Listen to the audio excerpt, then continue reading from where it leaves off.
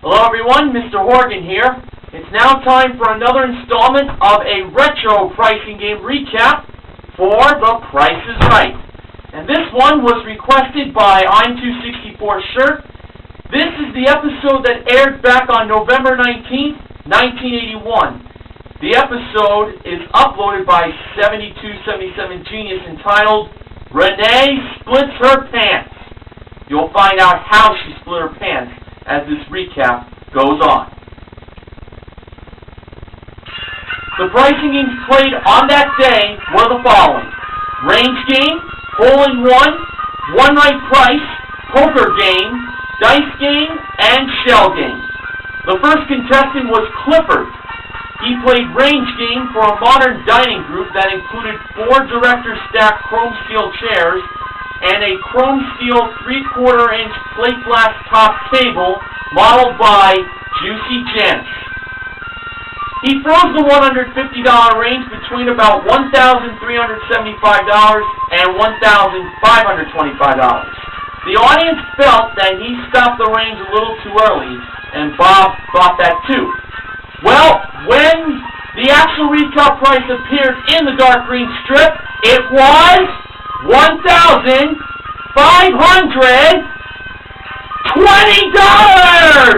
Clifford just made it and won! Wow!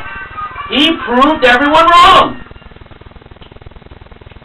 Alright, Joan played hole-in-one for an Audi 4000 modeled by Darling Diane, valued at $10,990. Happy Holly gave Janice the flags to be placed on the line. Joan believed that the grocery product that cost the least amount of money, was the Trident sugarless gum. Next, she chose the Lipton chicken noodle cup of soup mix on the second line.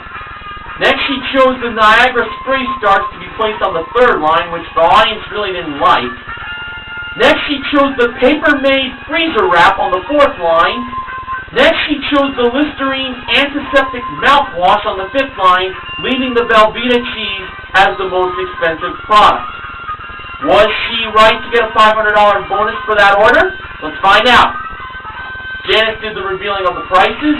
First, for the Trident sugarless gum, 20 cents. For the cup of soup mix from Lipton, 79 cents.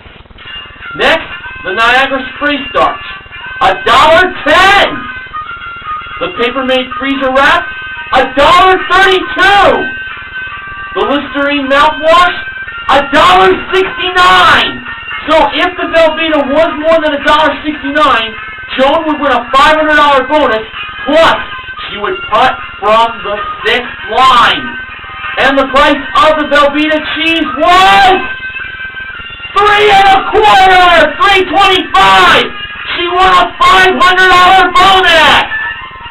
Now, Bob did his inspiration putt. Unfortunately, the ball moved a little to his left, and it did not go in the hole. Now for Joan, this was her one and only shot of getting the ball in the hole, because hole-in-one or two did not happen yet. Did she putt that ball into the hole to win a car? You bet she did, with ease. Joan won the car. Now, Renee, the contestant who split her pants, as Bob mentioned, that it happened during the commercial break after hole-in-one. Renee was too embarrassed to admit what happened to her, so Bob had to tell everyone about it, and they all laughed and joked about it. Well, Bob did a lot of joking. Anywho, she played one right price for a roll-top piano desk modeled by Diane and a solid brass deacon's bench modeled by Holly. Janice brought out the one right price, and it was $1,240. Renee seemed to have almost chose the piano desk because she thought it was a piano or thought it was a desk. She asked if it was a desk or a piano, and Diane looked inside as she was opening, and it was confirmed by Johnny Olson that it was indeed a desk made out of a piano. The keys inside are for writing. They're like to write on for your desk. Before I go any further, I also would like to acknowledge that at the beginning of the show, Bob mentioned that it was senior cameraman Joe Arvicio's birthday at the time of the taping or airing, and the female members of the staff, including the models, gave Joe kisses. Just wanted to throw that in. Alright, so back to the game. Renee chose the deacon's bench, believing that was $1,240. So when Janice placed the one right price onto that deacon's bench, it was $1,240! She won both prizes, including the piano desk at $1,500. Total winnings, $2,740. Deborah played poker games for a Magnavox Studio Series stereo system, a Dacor range, both were modeled by Diane, a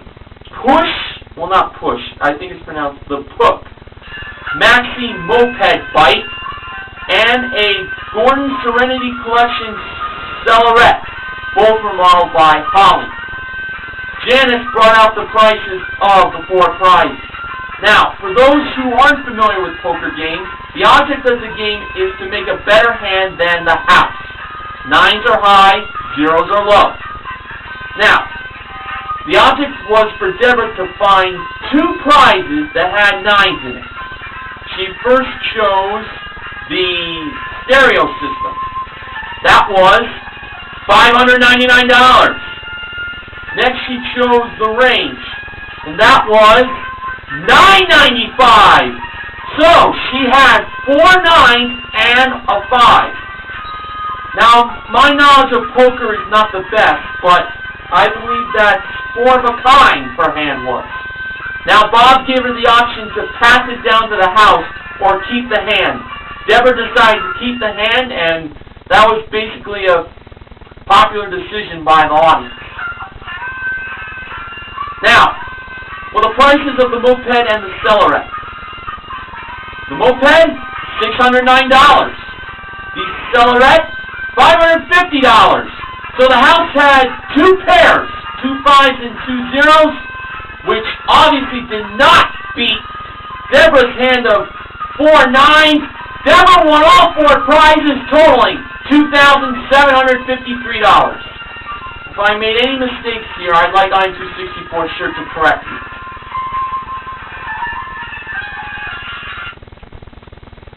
Okay, Sally played dice games for a 2-door Chevrolet Chevette hatchback, modeled by Diane. Janice and Holly brought out the dice game table. Now, this was not played for a 5-digit car, so there were 4 numbers. But the same rules still apply. No numbers higher than 6, and there are no zeros in the price of the car. First, Sally rolled a 6. Was 6 the first number? No, it wasn't, but we knew it was lower. Now for the second number, she rolled a 2. Was it a 2, the second number? She believed it was higher. For the third number, she rolled a 1. Was the third number a 1? No, it wasn't, but we knew it was higher. And for the fourth and final number, she rolled a 2. Was the fourth number a 2? No, it wasn't, but she believed it was higher. So, the first number was a 5. The third number was also a 5. Was the second number higher than a 2? Yes, it was. It was a 6. So the price was $5,650 something. Was the fourth and final number higher than a 2? When it was time to reveal what the number was, it turned out to be... Can you believe it? A 1! Oh! And just when things were on a hot streak, that came that dreadful loss, and a perfect show could not happen at this point.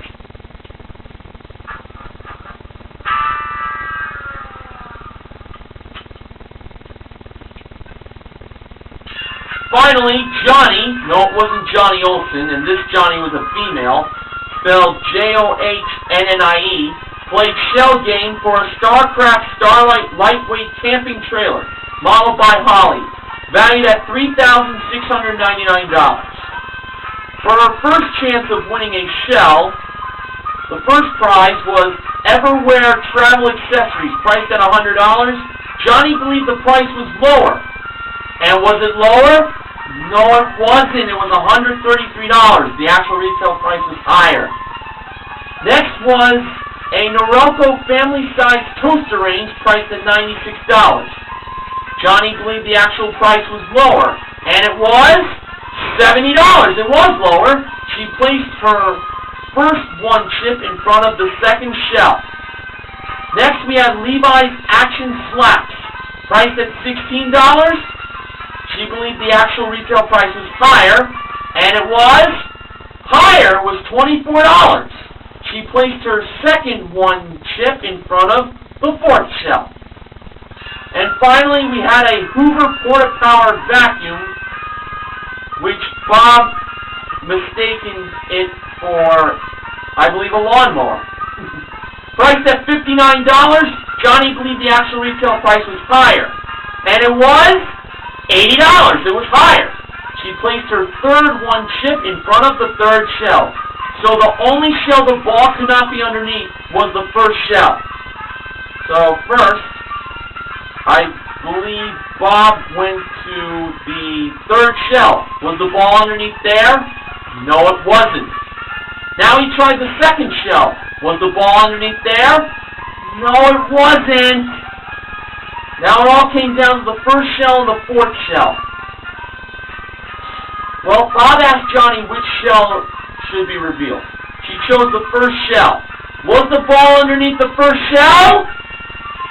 No, it wasn't, which meant it was under the fourth shell, and Johnny won! So, wow, what a day back on November 19th, 1981. 5 pricing games won, with dice game being the only loss. And a grand total of $11,600 was given away. Joan won $600.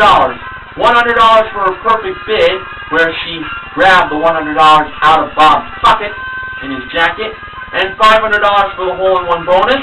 And Deborah won $11,000 in the second Showcase Showdown. How awesome was that? Speaking of the second Showcase Showdown, Sally got booed for not getting the wheel all the way around. If Terry Crews went back in time, Terry Crews is better known as Julius from Everybody Hates Chris, and as well as Caesar from The Expendables, I think he probably would have went back in time if he built a time machine, and clearly would have said this to Sally for not getting the wheel all the way around. Not once, but twice! And since she was the only loser on that show, back in 1981, November 19th to be precise, I think actor Chris Eigerman would have said this to Sally, as well as this other message to the winners of that show.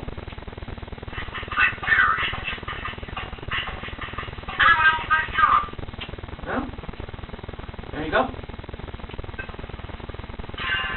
So, the MVPs of The Price is Right from this episode were Clifford, Joan, Renee, Deborah, and Johnny.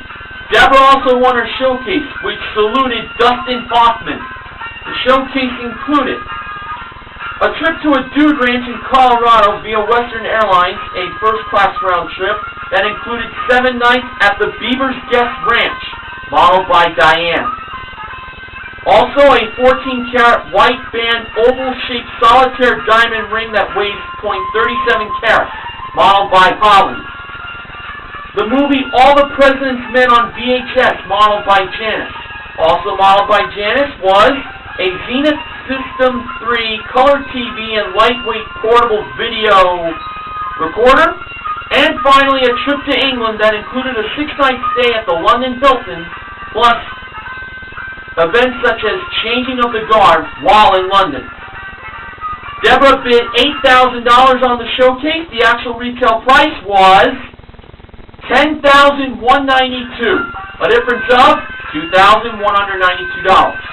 Her total winnings in cash and prizes on that day were $24,401. Really good day for her.